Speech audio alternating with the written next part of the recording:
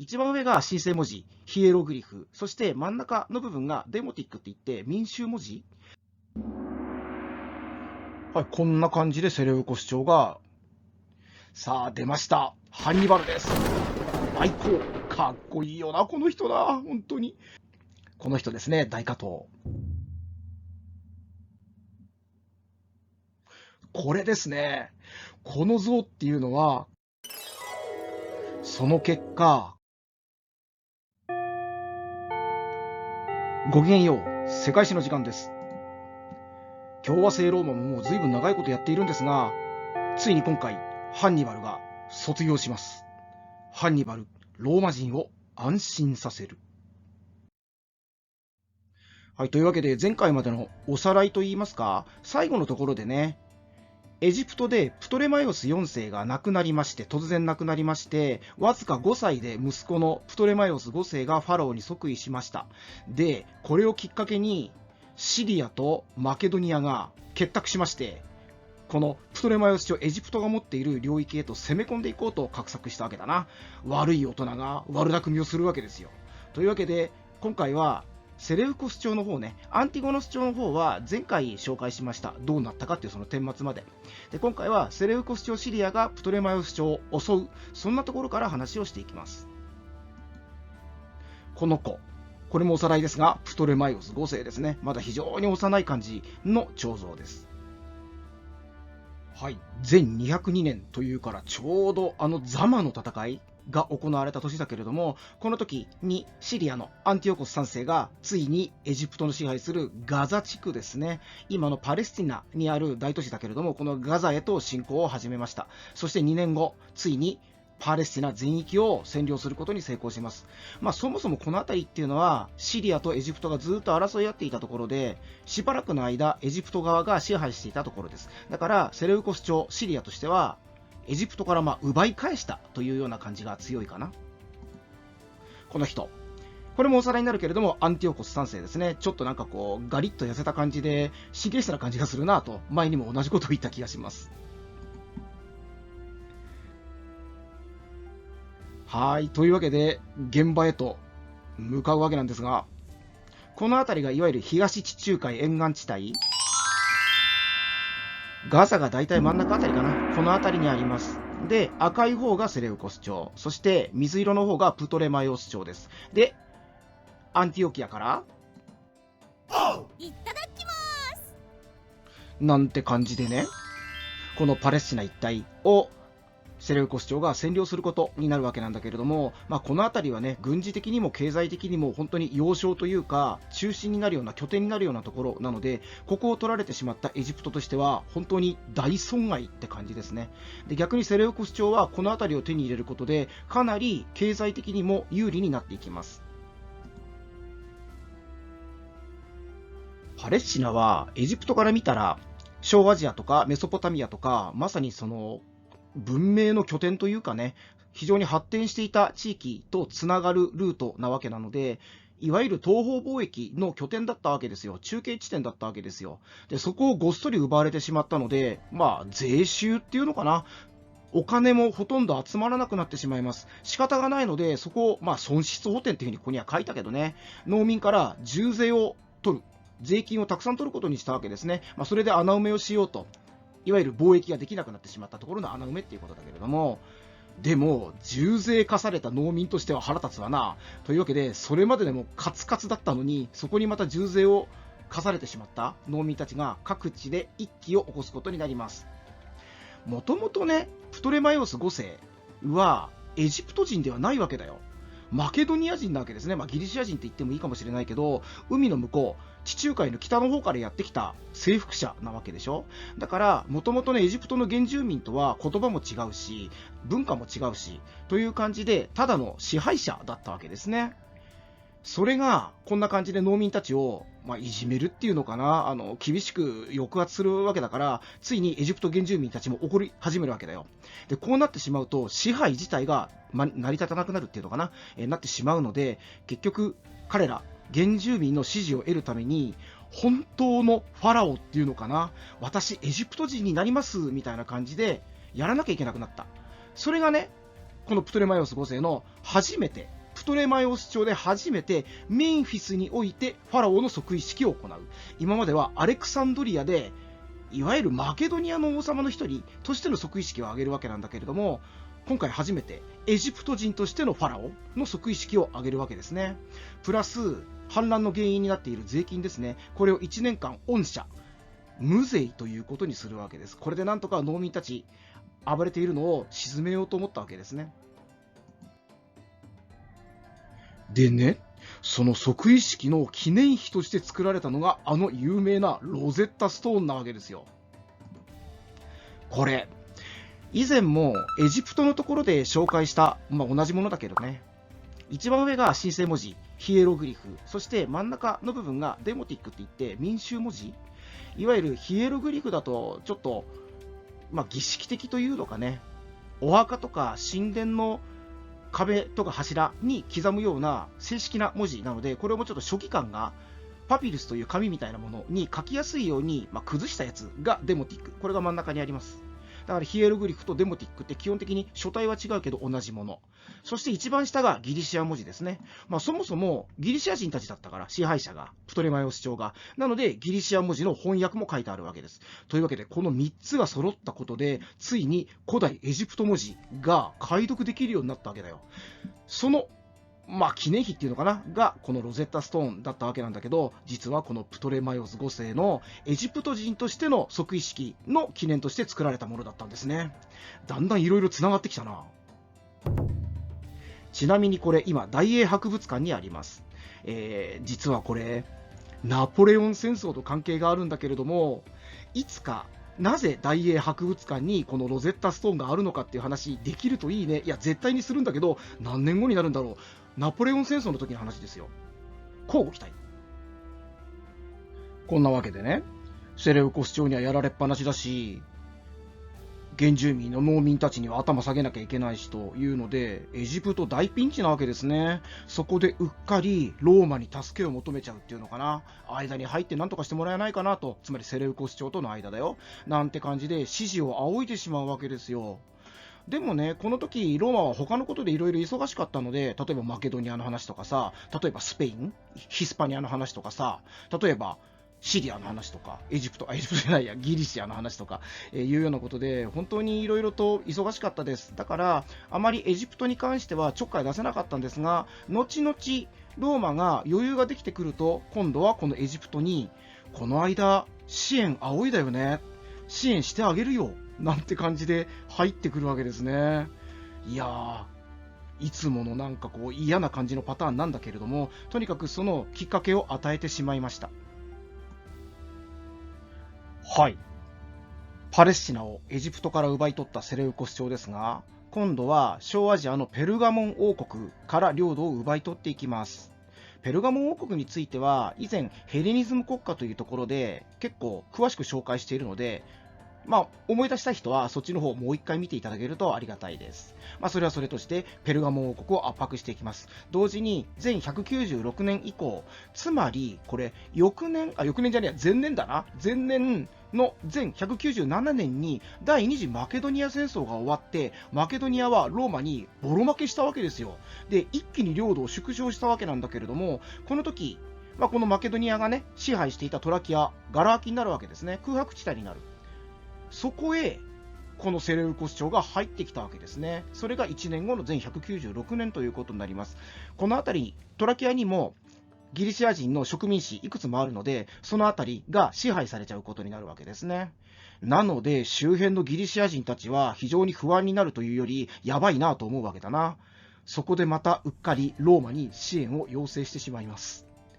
これ何度目だろうね、ギリシアがローマに支援要請するのって。ただこのギリシア人ってすごい都合がいいっていうかさ、彼ら自分たちのことを言えてない、ごめんなさい、ヘレネスっていうね、ヘレンの子っていう意味でヘレネスっていう風に呼んでいたけれども、一方周りの民族たちはバルバロイ、聞き苦しい言葉を話す人々、野蛮人なんていう風に呼んでね、差別していたわけですよ。だからギリシア人から見たらローマ人はバルバロイに当たるわけでしょ。自分たちよりも劣っている民族なわけだよ。なのに何かあるとピンチになるとローマに支援要請するわけだよな。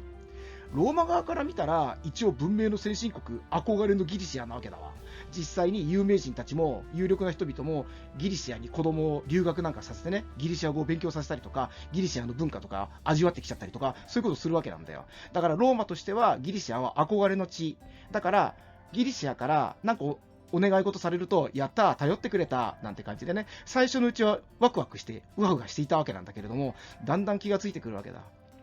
あいつら都合よく俺たちのこと使ってるだけなんじゃねえのみたいなな。なのでこの辺りではまだローマはいいよ、応援してあげるよ、手伝ってあげるよなんて言ってくれるんだけれども、だんだんギリシアお前都合良すぎるぞということで態度変わってくるんですね。その辺が後でまた大きな圧力というのかな、ギリシアにとっては残念な結果になってしまうんだけれども、その辺の話はまた後々やっていきたいと思います。今ここでアエトリア同盟っていうのをね、これですね、アエトリア同盟、今ここに書いてあるけれども、以前の第2次マケドニア戦争の時にはローマと同盟を組んでマケドニアと戦った。そしてフラミニヌスですね、覚えていますか？で、彼がこれからギリシャを解放します、ギリシャの人々は自由なんですなんて言ってね、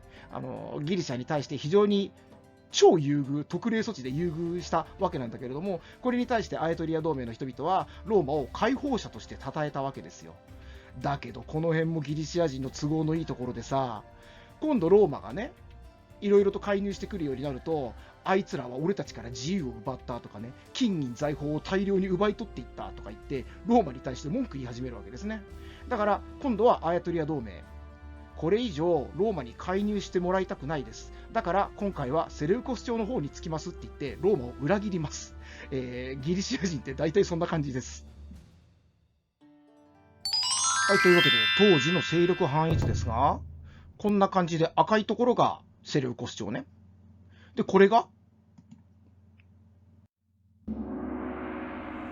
はい、こんな感じでセレウコス朝が大きく領域を広げていったわけなんだけれども、ペルガモン王国のこの部分がごそっと持ってかれてます。あとこの辺り、もともとアンティゴノス朝がちょっと支配していた、一時期支配していたところもガボッとセレウコス朝が持っていきます。この辺りはプトレマイオス朝の領域だったけど、また持ってかれちゃった。そして最後このトラキアですね。アンティゴノス朝が支配していたけれども、ここもごそっとセレウコス朝が持っていった。この辺りがトラキアですよ。でね、これ前196年でしょ。この年、別の場所で大きなイベントがあったんですね。というわけで、ちょっとそっちの方に行ってみましょうか。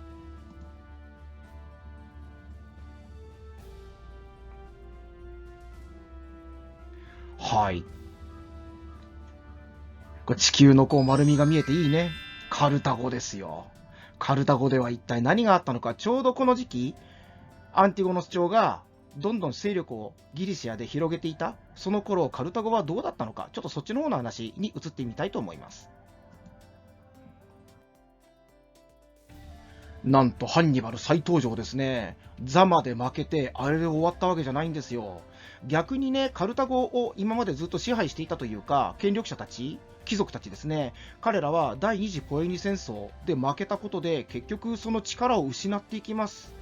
逆にハンニバルは負けちゃったけれども、でも大活躍したわけでしょ。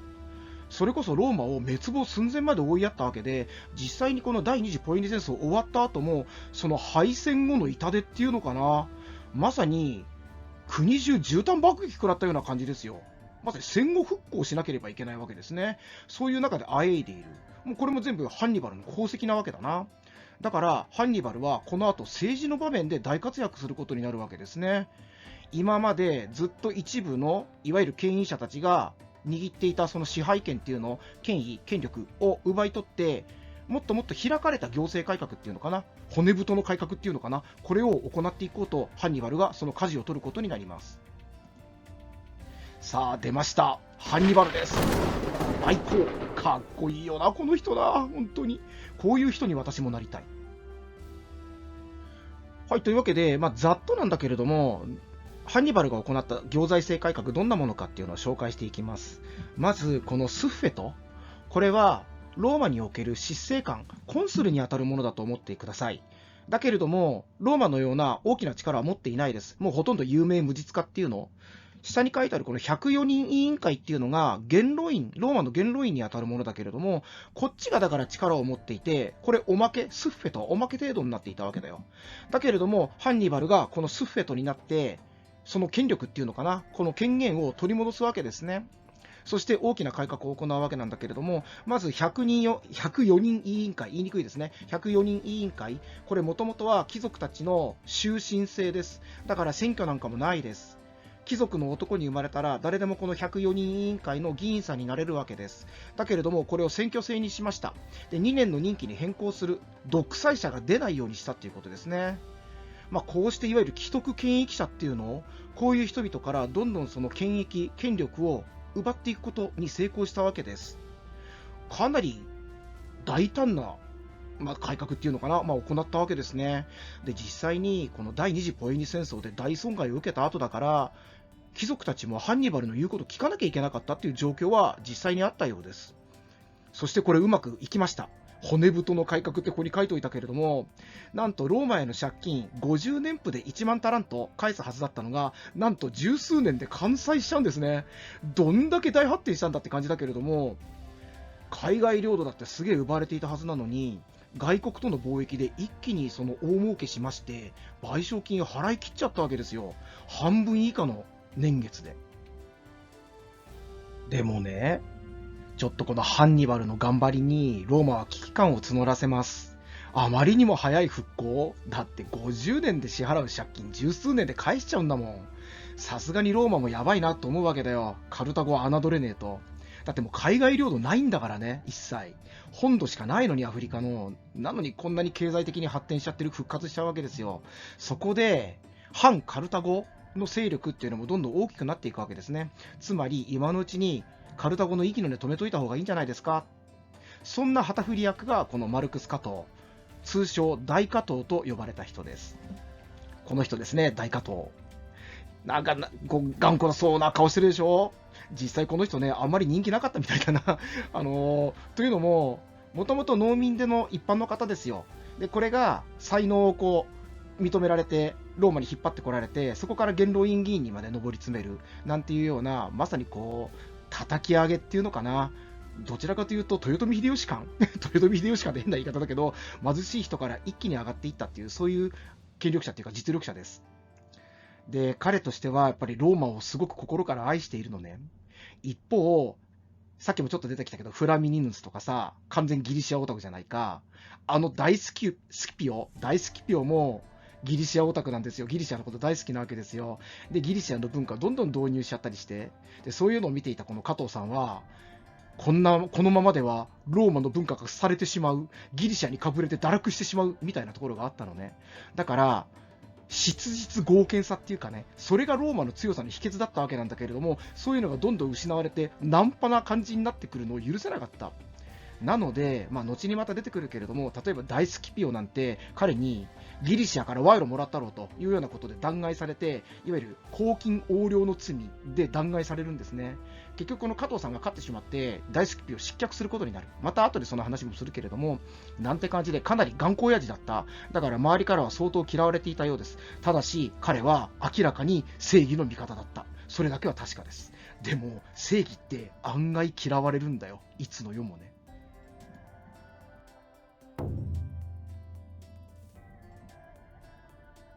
これが加藤さんの口癖。はい。というのもね、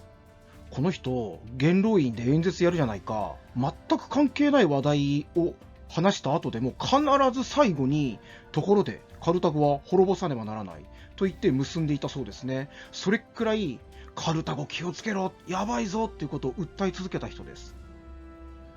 というわけで、ローマ国内では、反カルタゴの勢力が日に日に大きくなっていきます。一方で、カルタゴ本国でも、ハンニバルによって既得権益を奪われてしまった貴族たちが、反ハンニバル派っていうのかな、そんなものを結成して、ハンニバル排除しようとするわけですよ。本当思うけどさ、カルタゴの貴族って学ばないよね。もう第一次ポエニ戦争の時も、ハスドルバル、つまりハンニバルのお父さんだ。これがシチリア島で頑張っていてもさ、ちゃんとろくな支援もしてあげないし、で、結局負けちゃったわけでしょ。で、今度、戦争終わってバルカ家がカルタゴの改革をしようとしたら、その邪魔もするもんだから、ハズドルバルは結局諦めてヒスパニアに渡り、ヒスパニアの開拓を行うことでカルタゴの復興を遂げていった。でもって今回、第二次ポエニ戦争ですが、結局ハンニバルをちゃんと支援してあげなかったから結局負けちゃった。そして今、ハンニバルが行政改革だって言って一生懸命頑張っていると、ハンニバルの足を引っ張ろうとするわけですね。何を考えているのと、そんなに自分の国を滅ぼしたいのかと、そんな風に思ってしまうんですが、なんかこれもいつか来た道でさ、日本でもなんか同じようなこと政治家たちやってるなって気がしてしまうんだけど、もうね、ことあるごとに日本とダブるのよ、カルタゴって。それはそれとして話を進めましょうか。なんと、そのハンニバル派、ハンニバルがセレウコス朝と結んでローマに対抗していると、しようとしていると、なんとローマにチクるわけですよ。するとローマ側からも、そりゃあ大変だね、というわけで調査団を派遣してきます。するとハンニバルは、このままだと捕まっちゃうなと、俺逮捕されて殺されちゃうなっていうんで、そうなる前に脱出を図ります。うまくこの脱出、成功しました。カルタゴの母子ですね、ティルスへと亡命していきます。さっきも地図でちょっと紹介したけれども、もうこの時ティルスはエジプトからシリアに渡っています。で、このティルスへと亡命し、ここからアンティオクヤへと向かって、アンティオコス3世ですね、セレウコス朝の王様です。ここの保護を受けることになるわけです。ハンニバル、亡命することになるわけですね。はい、というわけで、ハンニバルのカルタゴからセレウコス朝への亡命、そのイメージ図っていうんですか。やばいな、こりゃ。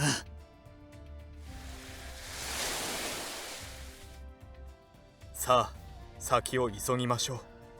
う。なんて感じでね、アンティオクヤへと向かってアンティオコス3世の保護のもとに入るわけだな。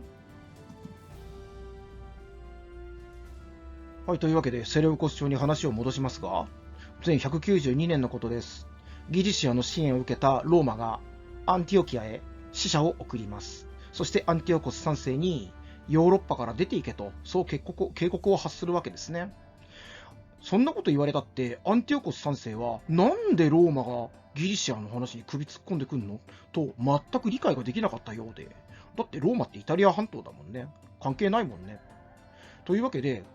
おととい来やがれと使者たちを追い返してしまいました。こうなってはもう戦争するしかありません、ローマとしては。というわけで始まるのがローマ・シリア戦争ということになるんだけれども、もうこの時ハンニバルはアンティオコス3世のもとにいます。だから彼が参謀となってこの戦争の指揮をすることになるわけなんだけれども、アンティオコス3世とはあんまり馬は合わなかったようだな、ハンニバル。若い指揮官がよそ者のハンニバルの言うことあんまり聞いてくれなかったようで、結局効果的なその作戦っていうのが立てられなかったようです。実際そんな感じ、まさに飛車角抜きな感じで将棋やってるようなハンニバルとしては、そんな歯がゆい思いのまま戦争は始まってしまうわけですね。そして前191年のことです。翌年ということだけれども、テルモピレーの戦い。聞いたことがあるでしょう。ペルシア戦争で行われたスパルタ対アケメネス朝の戦い、テルモピレーの戦いってあったよね。スパルタ300対アケメネス朝数十万の軍勢が戦って、で結局スパルタは全滅しちゃうんだけれども、有名な戦いです。同じ場所で行われました。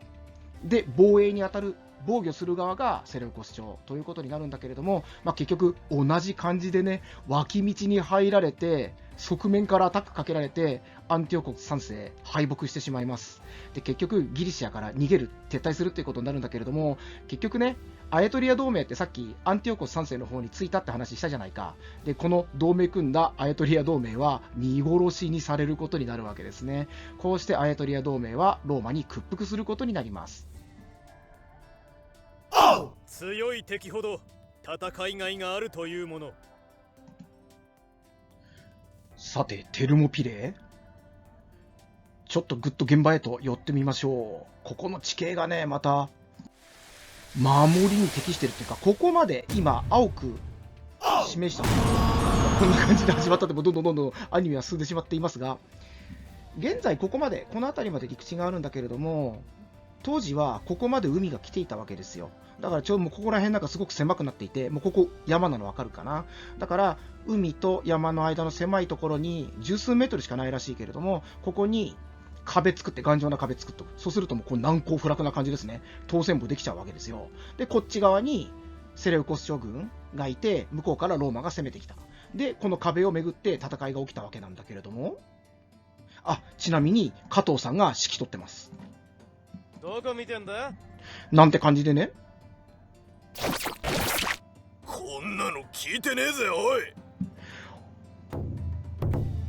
というわけで、加藤さん起点を聞かしまして、というか多分、もう知ってたんだろうね。その以前の古代ギリシアの頃のテルモピレの戦いの時の脇道の話も彼は知っていたんでしょう。というわけで、そこを通って横から攻撃を仕掛ける。結果、セレウコス朝が負ける。アエトリア同盟は見殺しということになりました。はい、続いて小アジアへとローマ軍攻め込んでいくことになるんだけれども、まずはハンニバル率いるシリア艦隊とローマ側についたロードス艦隊の海での戦い、海戦が行われることになります。エウリュメドン川河口の戦いです。今これエウリュメドン川の戦いって書いてあるけれども、河口付近の海の上で行われた戦いです。前190年の夏のことでした。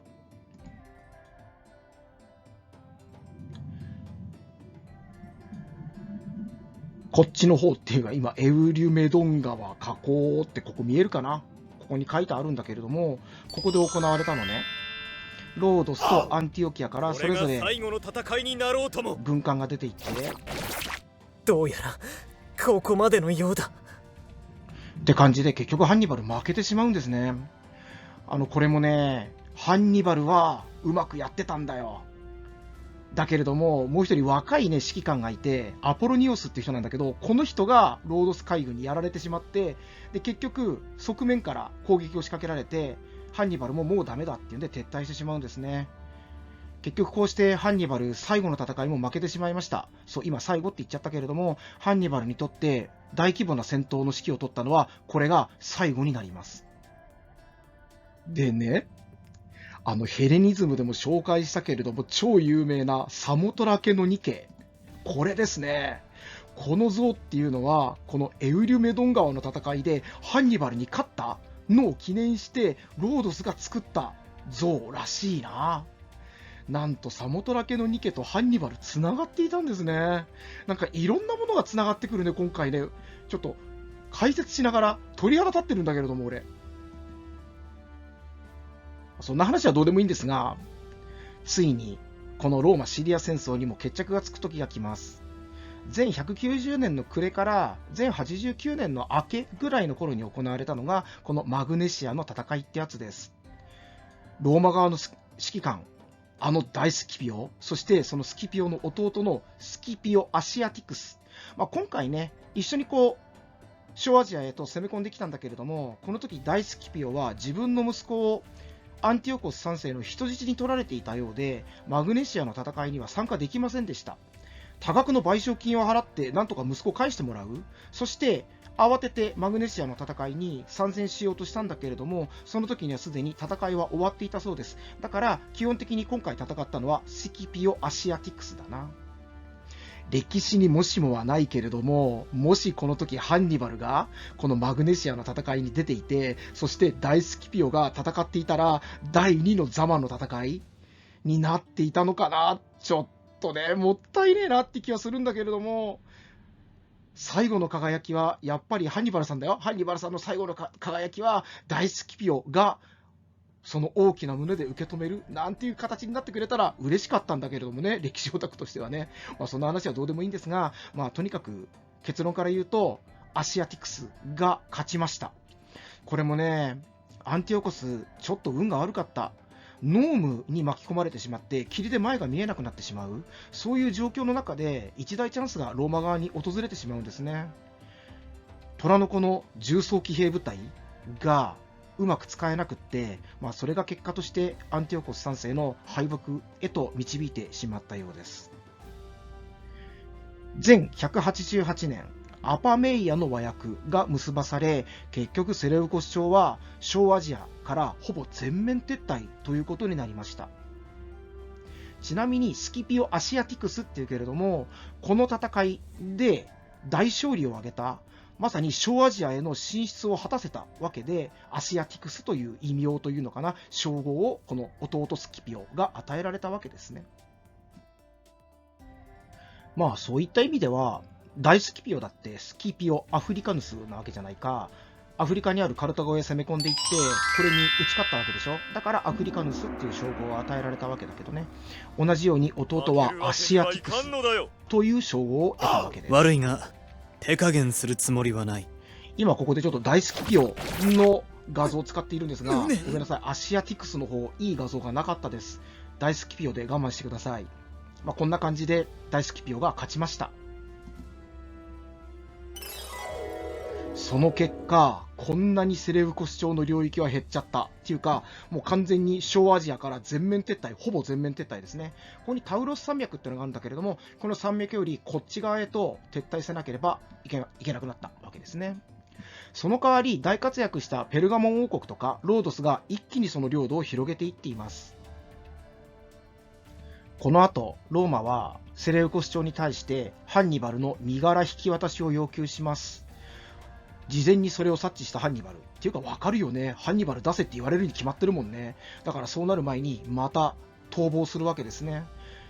一時期クレタ島に渡っていたようだけれども、最終的には追い詰められてビテュニア王国というところに身を寄せます。だけれども結局そこまでローマは追い詰めていきます。クインクティウス・フラミニヌスですよ。ギリシアオタクですよ。やつに追い詰められて、結局最後は毒肺を煽って自害することになります。前183年のことでした。と言っても、諸説あります。何種類かあるようだね。享年67歳だったそうです。こいつですよ。フラミニヌス。このギリシアオタクがよ。というわけで、ハンニバル推しの私としては、ちょっとこいつが憎たらしいですね。でね、同じこの前183年なんだけれども、そのハンニバルが亡くなった数ヶ月後に大スキピオも失意のうちにお亡くなりになっているそうで、こちらはまだ結構若かった。享年53歳だそうです。というのも、さっき出てきた大加藤だよ。前185年にアンティオコス3世から賄賂を受け取ったということを大加藤から弾劾されまして、責め立てられまして、結局政界を引退することになります。南イタリアのカンパニア地方、こっちに引きこもって二度とローマに戻ることはなかったそうですね。で、ここでお亡くなりになるんだけれども、今もう大スキピオのお墓どこにあるかわからなくなっているそうです。ただ、伝承では、墓石にね、恩知らずのローマよと、我が祖国よと、お前たちにはわしの骨は一歩も渡さん、なんていう風に書かれていたそうですね。それくらい最後は大スキピオ、ローマについて腹立たしいままお亡くなりになったと。ただ歴史の妙というかね、大スキピオは多分若い頃からずっと、最初に出会ったのはガリア・キサルピナでの戦いですよ。お父さんが攻撃受けて重傷を負って、それを助ける、必死になって助けた。それが大スキピオとハンニバルの最初の戦い、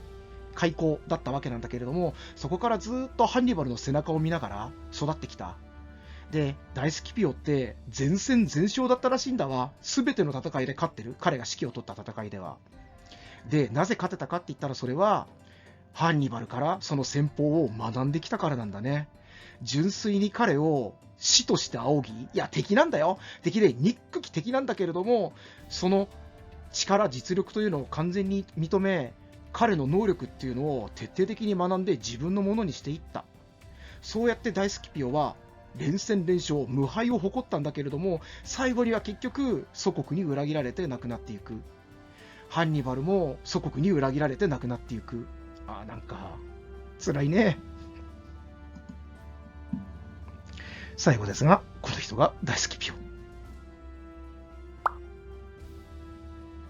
今パッと言ったところがビテュニア。で、そこへとハンニバルは逃げていきます。だけれども、相当の使い手だぞ。こうしてフラミニヌスに追い詰められ、最後は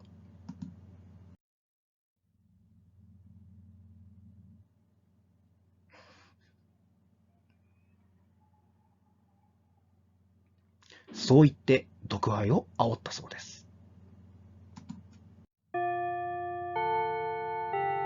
こうして一時代が終わっていきます。